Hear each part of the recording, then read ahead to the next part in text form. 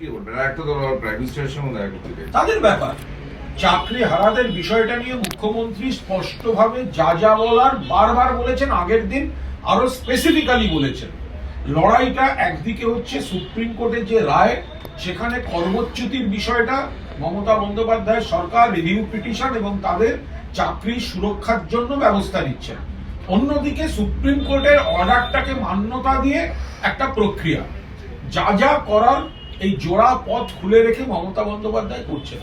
তো এখানে আলাদা করে দেখা করা, আলাদা করে এগুলোর তো কোনো অর্থই নেই। এটা কোনো না কোনো ভাবে তাদের যাদের যন্ত্রণা আছে, যাদের কষ্ট আছে, তাদের আবেগকে বিভ্রান্ত করে কোনো না কোনো রাজনৈতিক প্ররোচনায় কখনো বিকাশ ভবন আটকে রাখো, কখনো বিকাশ ভবনের গেট ভেঙে ঢোকো, কখনো বিকাশ ভবনের স্টাফদের বাড়ি যেতে দিও না।